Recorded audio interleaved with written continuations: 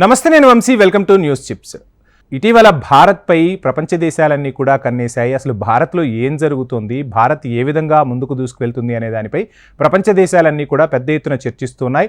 ప్రపంచంలో ఏ మూలన ఎక్కడ ఏ సదస్సు జరిగినా భారత్ను ప్రత్యేకంగా ఆహ్వానిస్తున్నాయి. ఇవన్నీ ఎందుకు జరుగుతున్నాయి? ఈ పరిణామాలన్నీ చకచకా జరిగిపోతూ ఉన్నాయి. ఎందుకు అంటే భారత ఆర్థిక వ్యవస్థపై వరల్డ్ బ్యాంక్ అదేవిధంగా IMF సంచలన ప్రకటన చేసింది.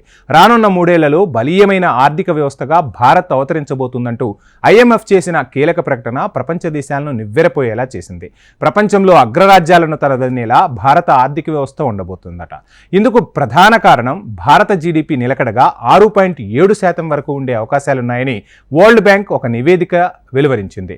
దీనివలనే రానున్న 3 ఏళ్లలో భారత్ బలమైన ఆర్థిక శక్తిగా ఉండబోతుందని IMF స్పష్టం చేసింది. ప్రపంచంలోని అతిపెద్ద దేశాలు కూడా 2.5% గ్లోబల్ గ్రోత్ రేట్లో ఉంటే భారత్ మాత్రం ఆర్థిక వ్యవస్థలో వడివడిగా దూసుకుపోతుందని కూడా స్పష్టం చేసింది. ఇక అమెరికా, చైనా, జర్మనీ, జపాన్ల గ్రోత్ రేటును దాటి భారత్ ముందుకు వెళ్తుందని కూడా స్పష్టం చేసింది.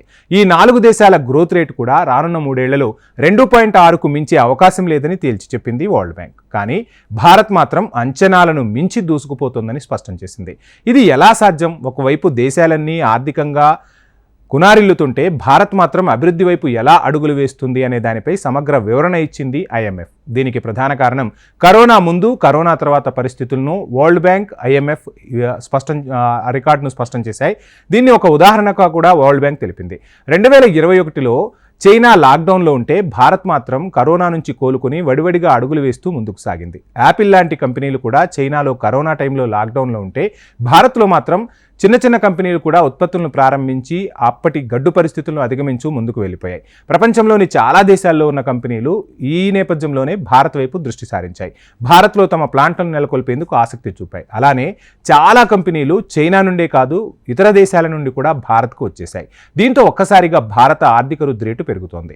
ఇక భారత్కు ఉన్న మానవ వనరులు కూడా ఈ ఆర్థిక వృద్ధి రేటు పెరగడానికి కలిసి వచ్చే అంశంగా IMF తేల్చి చెప్పింది. మరో ప్రధాన కారణం చాలా దేశాలు యుద్ధాలలో ఇన్వాల్వ్ అయి ఉంటున్నాయి. ఒక రకంగా అమెరికాని చూసుకుంటే ప్రతి యుద్ధంలోనూ, అంటే ప్రపంచంలో ఎక్కడ ఏ యుద్ధం జరిగినా ఆ యుద్ధంలో అమెరికా ఇన్వాల్వ్ అయి ఉంటుంది. రష్యా, జపాన్, జర్మనీ చాలా దేశాలు కూడా ప్రత్యక్షంగానో పరోక్షంగానో కొన్ని దేశాలు యుద్ధాల్లో పాలు పంచుకుంటున్నాయి.